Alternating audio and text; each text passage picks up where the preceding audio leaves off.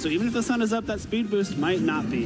And let's go ahead and get into it, shall we? The seniors finals of the 2025 North America International Championships. And it all starts here for Apollo, this jump up and this Incineroar. And Isak is going to set the sun for it with the Koraidon next to that Weezing. Again, Weezing, though, with that neutralizing gas ability, does not allow any other Pokemon to activate their abilities. The ability Shield item on Koraidon does give it an exception, though. Yeah, but that's why you didn't see that Incineroar actually drop its attack stat. So this Koraidon is still going to be able to dish out all of the damage it's meant to. Jumpluff gets a chance to set the Tailwind, though, for Apollo's team. As you see, the Toxic Spikes now get laid out on the field. One of the best parts about Weezing, of course, is going to be able to give you the poison damage once those Pokemon switch in onto those spikes. Really important Tailwind, too, because now Jumpluff does remain the fastest Pokemon on the field and can go for these crucial Sleep Powders. Sleep Powder into the Koraidon. It's not going to be able to move on this turn. It does have to take that mandatory turn of sleep, which it will do just in this moment. But this Weezing still gets a chance to do something. U-turn from the Incineroar is going to allow Apollo to also make sure that you can pivot out this Incineroar, maybe actually make use of its Intimidate ability later. But more critically, you have a Pokemon that can come in under these Tailwind conditions now. But there's a drawback to that. There are Toxic Spikes that have been set up on the field, so this Lunala, unfortunately, has to switch in, take that poison, and that poison damage at the end of this turn is going to break that Shadow Shield. I think that's a trade you're probably willing to take, right? The Shadow Shield essentially gets broken by the neutralizing gas anyway, so you probably recognize there's not a turn in this game where I'm going to be able to make use of that Shadow Shield. So now you bring it in, you're letting it get poisoned, but that was clearly going to happen anyway, thanks to this poison gas coming out from Weezing, able to poison this flying type Jumpluff as well. And now that Koraidon has taken its mandatory turn of sleep, it may be able to wake up this turn, but if it doesn't, you gotta face down this Lunala now too. The good thing, though, I think, for Isak is that he does have a couple of turns. The Koraidon isn't under threat right now, I think, of being one-hit knocked out, unless it does take something from this Lunala like Moonblast, but this particular Lunala doesn't have that. So that's not something that you're super worried about. You don't have to expend your Terra either because you just don't need to deal with that move. This Jumpluff, though, is going to take a reprieve as Incineroar comes back out. Now it's going to be poisoned as well. Poison spikes will be very effective here. Meteor Beam is the attack of choice from Lunala, opting to boost its special attack by one stage, and then use the Power Herb item to make sure that this attack goes off in one turn instead of having to charge up. And Power Beam is going to land into the Weezing. It still does a pretty significant amount of damage, but the Weezing holds on into a comfortable enough HP range that this Citrus Berry is going to allow it to recover a lot. Koraidon does stay asleep, though, unfortunately for Isak. So now there's an even greater chance of it waking up next turn. But this Incineroar coming in, you have the ability to fake it out once again and prevent it from attacking even further. A great use of these pivot options from Apollo just to make sure that you're always in control. That first Tailwind on the beginning of the game will be running out after this coming turn, though. So you have to wonder, if you want to get that Jumpluff back in, you're going to have to find a way to get it another free turn because its Chlorophyll remains shut off by Weezing. I do kind of wonder, then, if you want to go for the U-turn on the Incineroar instead. That way you are making sure that those turns do line up with the end of this Tailwind. You have the Jumpluff to come back in and set it up on the next turn. There's also the option for a Trick Room on Lunala here if you want to kind of flip that speed. As Tailwind ends, Trick Room goes up, then Lunala can attack first again. We do have a Terrestrialization, and what a great time to use it. This Lunala did get that +1 special attack with that Meteor Beam usage on the turn before, and being able to have this Water Terra is going to help you resist some of these Fire-type attacks, but Koraidon isn't going to go for that for now. Wakes up, goes for the Protect, just to make sure you've bought yourself another turn. And a double Protect here, making sure you're not going to take a Fake Out. Wanting to stall out this final turn of Tailwind, and there is no Trick Room from this Lunala, so a little bit gambit there from Isak that does end up paying off. Now your Koraidon will be able to attack next turn, and it will be in the fastest thing on the field. But you can see what Apollo was hoping for. The U-turn from the Incineroar would have given that free switch to the Jumpluff like we talked about before, but now you don't have that. So it will be the Koraidon that can move and hopefully knock something out here. You have that close combat, and unfortunately now that Lunala is terrestrialized, it's no longer a ghost type. It will be hit by that move. You do leave yourself more vulnerable to a pretty safe attack here. If terrestrialization was still on the table, Isak may have been forced to go for a Flare Blitz into that Lunala, which could have been mitigated by a Terra Water, but now there is no more Terra Water, or there's no more ability to Terra because it's already a Water type. Yeah, and the double protect is unfortunately going to fail on the Weezing as well, but that's where this terrestrialization comes back to haunt this Lunala close combat. Gonna be good enough for the first knockout in this game. So we will have to see where the turn goes from here. This Incineroar still gets a chance to move, and it will finally land the U-turn it would have liked to on the turn prior. The Weezing Protect there, maybe it could have gotten a little bit more done, possibly another Strange Steam for a little bit of chip damage, but the double Protect, possibly hedging your bets that close combat may have just barely missed a KO on Lunala, and you really don't want to be losing that Weezing if you can help it. Having the ability to control when abilities are and are not active is the main reason why you want to be using this Weezing, and preserving it is really the best thing you can do. It doesn't necessarily need to be attacking, it just needs to exist. Ooh, but look at this. The fourth and final Pokemon for Apollo has been revealed. We've got this Koraidon now that's going to stare its counterpart in the face. And unfortunately, this one does not have that ability shield, so no Orichalcum Pulse it can draw upon to actually really take advantage of. As Apollo also has to think pretty hard about what's going to be coming in next to that Koraidon. I believe the sun just ended as well, so Isaac's Koraidon also does not have that Orichalcum Pulse attack boost, but it doesn't have an Intimidate attack drop because, again, this Weezing is blocking that Incineroar's ability to use its ability. If the Weezing does swap out, abilities immediately do reactivate, so then the Sun and Intimidate would go off, but looks like that's not going to happen just yet. No, this Koraidon is going to go back into its Pokeball for a little bit later as the Jumpluff now comes out in its place. One of the lead Pokemon for Apollo in this game number 1, and very critical to be able to get something like that Tailwind speed up for later, and it's able to come in scot-free. The threat of that fake out was enough for Isak to go for a protect on both this Koraidon and the Weezing, and so Jumpluff just takes a little bit of that poison damage for all of its troubles. And this Jumpluff is not carrying Protect. It has the Attack, Leaf Storm, and then 3 supportive moves in Sleep Powder, Tailwind, and Rage Powder. So if Isak wants to target this Jumpluff with his Koraidon, if it is trained to be a little bit faster, of course Jumpluff isn't necessarily faster than Koraidon normally, but depending on training, might have been a little bit of a risky speed interaction there.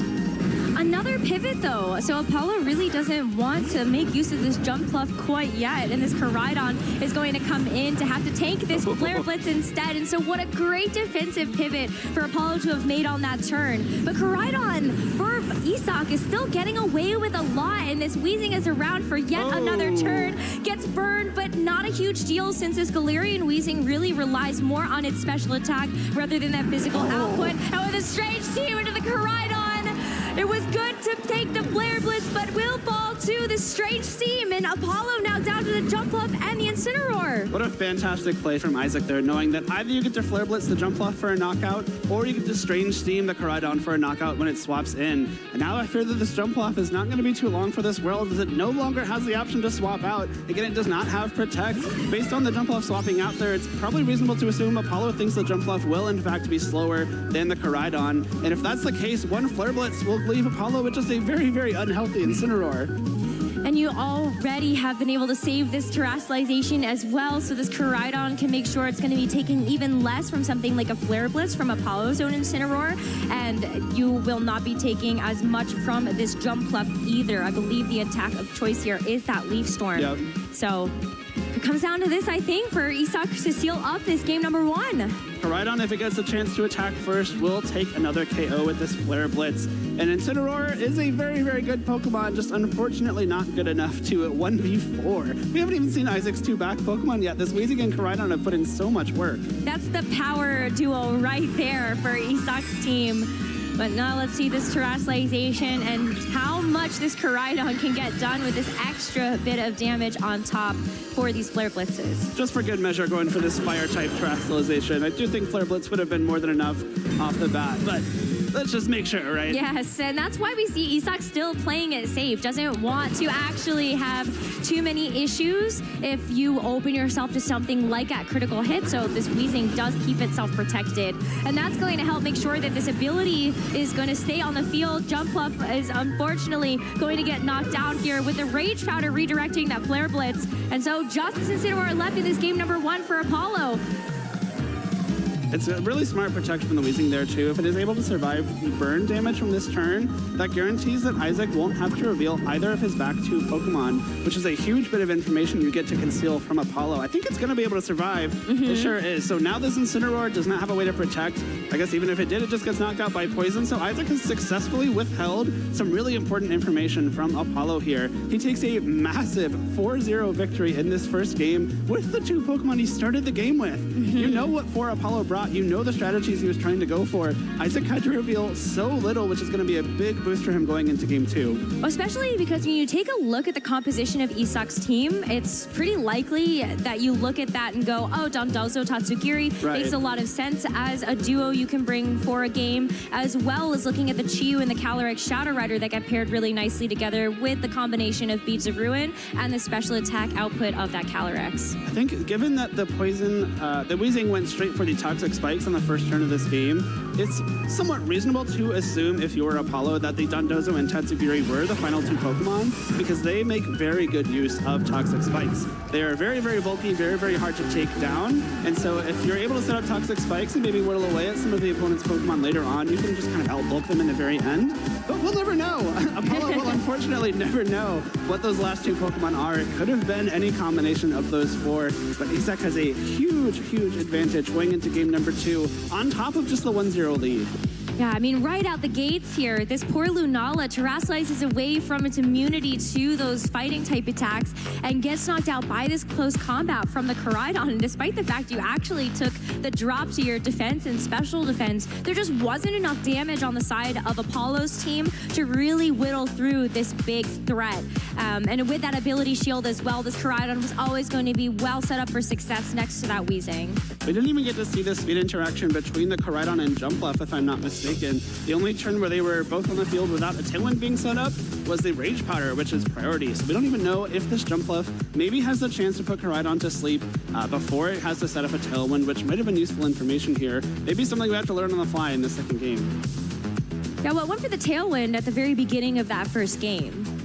And I don't remember if the Koraidon went for the Protect, but I do think that it was flinched by Fake Out, but I didn't notice if it was first or second. That's a great point. No, I think, there's not a lot going on today, but I think you're right. I think the Koraidon did get flinched and then the Jumpluff move, but yeah, you're right. That's what I would expect, right? We'll just really keep our eyes on it in the second game. There you go. I think that's the more likely outcome, is that the Koraidon is going to be faster than Jumpluff, but again, it's just these very little things that trainers have to be aware of when they're building their teams, when they're playing these games. You know, I think if Isak and Apollo were paying close attention, I'm sure they know at this point if the Koraidon or the Jumpluff is faster, but it's going to be interesting. Do we see the Jumpluff come back? The Tailwind was important, but didn't do enough. Well, it is going to be back out on the field as it sits next to that Lunala. The same leads from this game number 1 being run back for both of our trainers. Apollo, though, really needs to win this game to keep himself in this series, and with the hope of winning his first ever international championship at his first tournament.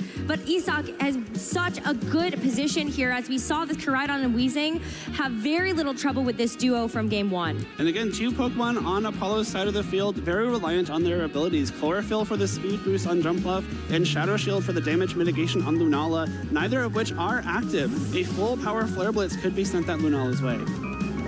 And at least, yeah, I mean, you're able to hopefully help out here with something like this Incineroar to tank it if it was the Jumpluff on the receiving end of something like that. But it is tough.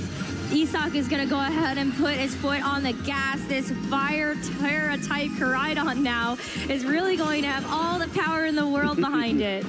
Another terrestrialization, though. Apollo wants to join the fun. It's got to be that Lunala terrestrializing back into a water type, making sure that if Flare Blitz is coming that Lunala's way, it will be doing not very effective damage. But as we saw in that game number 1, the Water Terra did come back as a negative for that close combat. But since it is the Flare Blitz this time around, both this Lunala as well as this Incineroar will be able to take that dust a little bit better. But that's still a lot in the sun, despite the fact that it was a resist. Meteor Beam now from the Lunala. Lunala in front of this would be so good if you catch this Fire Terra. You got the Meteor Beam to be able to boost that up right away with the power, and it is going to land, but it's into the Weezing. It's a critical hit. The Weezing is finally out and knocked out for this match, and that's going to give Apollo an opening. That might even be better than Noctor's Intimidate goes off. Lunala is still at full HP. Shadow Shield is back on the table, and we do see that Dondozo and Tatsugiri are Isak's final Pokemon. But now that the Jumpluff is going to be able to use its Chlorophyll ability as well, you can put it to sleep. You can go for these Leaf Storms, which will be really helpful in getting some really strong Grass-type damage into Dondozo's weaker special defense. Dondozo's going to go for the Protect, and I think that is one of those things that you have to think about when there's a Dondozo and a Tatsugiri combo. Do you want to try to target Dondozo? Do you want to try to target the partner? Because if that becomes the Tatsugiri, you will not be able to land it. But Apollo sees through the Protect, is able to go for this Moongeist Beam into the Koraidon. It's just another knockout. And now Isak down to his final 2 Pokemon. This Dondozo is going to be left all on its lonesome with this partner. What a swing in momentum for Apollo here. A massive last couple of turns that have allowed him to take control of this game. Instead of Isak being up 4 Pokemon to 2, it's now Apollo's turn. And of course, the Tatsugiri hitting the field, it will activate that Commander ability and jump inside that Dondozo. So it can no longer act itself, but it will boost all of Dondozo's stats by 2 stages each. Speed, attack, defense, special defense, and less importantly, special attack. Yeah, I mean, that's really where the power of this Dondozo-Tatsugiri combo comes from, though, as you are going to make this Dondozo the Big Don. It's in the name here, and hopefully the Big Boss, but wow, look at that. I mean, I think the outcome of this game was already pretty much decided at this point. It would have been very, very difficult for Isak to come back here, and maybe, again, trying to conceal some information. Maybe you want to hide how much damage some of your attacks do. Thinking ahead to game number 3, maybe I do have to bring this Dondozo again and don't want to reveal speed interactions. So I think it's another kind of smart use of your information here. Just unfortunately, not a use of it that can propel you to a win in that second game. Well, it really comes down to the fact that this Meteor Beam was able to get the critical hit into the Weezing. It was not enough for the KO in that first game, but it brought it down low enough. His reaction was ours, I too. know, Apollo just cannot believe it that Meteor Beam was able to do just that much. And then the special attack was able to give you enough damage to get the Moongeist Beam KO onto the Koraidon as well. So, wow, both of our trainers, we're going to game number 3, one game of win apiece. I do think focusing on that Weezing was a really smart decision from Apollo. Of course, the critical hit made it even better, but the Weezing turning off all of your abilities was really impactful in that first game. Especially next to that Koraidon, you're going to be tempted to target that restricted Pokemon, the one that's going to be dealing all the damage. But you were able to block the Poison Gas. I believe that was the move that the Weezing was going for on that turn, which would have poisoned your Pokemon and broken Shadow Shield too. But let's go ahead and make some noise, everybody. We're in Game 3 of the Seniors Finals here at the 2025 North America International Championships. And it all comes down to this. Isak being able to make the 3rd top cut at the International Championships this year. But Apollo at his very first tournament ever are both on the cusp of winning the title. And let's go ahead and see how this Game 3 starts to unfold. Koraidon on the field for both trainers. And there's a mix-up now of this Incineroar to lead for Apollo. I just noticed the Weezing's title was Weezing the Furious, and I would have been furious after that second game too. But now it still is back, still is shutting off abilities, no Intimidate and no Orichalcum Pulse for Apollo. Of course, the sun is still up, so Apollo's Incineroar and Koraidon will benefit from the boost of Fire-type damage. Weezing goes for the Protect this time. I think knows that it is public enemy number 1, and Apollo can see already with the self-flame charge. No way! Goes ahead and reads into that. You aren't going to be getting very much damage down into the Koraidon, nor the Weezing, but the Dragon Claw in response. Unfortunately, the Flame Charge is not going to be able to give you any benefit because Isak knocks it out with the Dragon Claw. What a play. I think Apollo noticed that Isak was going for double protects as often as possible in that first couple of games, knowing that fake out would be something that can disrupt your plans. So if Isak did go for a double protect there, this flame charge into Incineroar means that his Koraidon would be attacking first. I believe that was also a side U-turn from the Incineroar that would have enabled it to pivot out. Unfortunately, Isak read right through that and takes a huge advantage in game 3. And now this Incineroar is just going to have to make this manual switch. Jumpluff coming out in its place, and so we now know all 4 Pokemon that Apollo brought to this game at number 3. And we see the Terastallization get let loose once again onto this Lunala, the investment into the Water Terra, but Isak was able to sniff this out once before. Yeah, he was. Not going to be caught this time. It is a close combat coming through, but the Jumpluff this time will be the target, taking not very effective damage. but it's still going to bring this jump fluff to below half HP. And so this Lunala needs to pick up the pieces after this Koraidon. You've got the Meteor Beam, we've seen the Power Herb activate, but let's see if this Meteor Beam can actually land its mark, and there it goes. Meteor Beam into the Weezing. It is not going to be this critical hit this time around, so the Weezing is able to stick on for this Citrus Berry recovery too. Now the jump left again locked on the field without the use of its chlorophyll ability. Poison gas will come through and connect with both, no, not both targets. Whoa. Lunala does dodge. Very fortunate for Apollo there. And now will not be poisoned and start taking that chip damage. And I believe still at full HP, so if the Weezing is knocked out, that will be Shadow Shield still active. I do like the jump off swap there. It gives you the chance to go for something like the Rage Powder, protect that Lunala even further for this turn, and possibly take a knockout on Weezing again. Yeah, but I think as well you need to start to consider the speed, and it is going to be the Koraidon that moves first. Jump Fluff is not going to be able to move this time around, but this Koraidon is becoming more and more vulnerable with every single close combat that it goes for. It's taken multiple defense and special defense drops, and with this extra special attack on this Lunala, looks like this Koraidon is going to be a nice juicy target. One-hit knockout here, and that's going to help to start to even the score here as Apollo keeps himself in this. Lunala and Incineroar versus Isok's 3 final Pokemon. Poison Gas hits this time around, though. It will poison Lunala on the second try, which means that even when Weezing does go down, the residual damage from poison will disactivate that Shadow Shield. Full damage will be coming through into that Lunala, and again, it is the Dondozo and Tatsugiri. We're now in a position that Dondozo loves to be in. Apollo's down to his last 2 Pokemon, especially considering this Lunala is poison. You're going to be able to maybe stall out some turns with Protect. Use that leftovers to get some recovery when you do take damage. Ignore the special attack boost from the Meteor Beam thanks to that unaware ability, and especially once you're able to swap in this Tatsugiri and activate Commander, it's going to be very difficult to take down Dondozo. For Isak, it is really about that long game. As you said, the poison damage will start to stack up quite nicely over the next couple of turns. And with this double protect, not only do you allow that to start working, but this Incineroar also cannot go for something like that fake out, but you also can't go for something like the knockoff either. You would love to be able to remove something like the leftovers, or even just help make sure that this Weezing can get out of the way. But for now, even if this Weezing does switch out and bring this Tatsugiri in, and you get rid of this neutralizing gas, this Lunala is not going to benefit from that. Knockoff will be able to remove leftovers, which is the only way that Dondozo can recover HP. So if you are able to connect with that knockoff, you remove the leftovers, and you can start trying to whittle away as best you can. This Weezing swapping out for Tatsugiri will activate the Commander and boost the Dondozo stats once again, but notably the Intimidate does activate on Incineroar too, so attack is now only up to +1.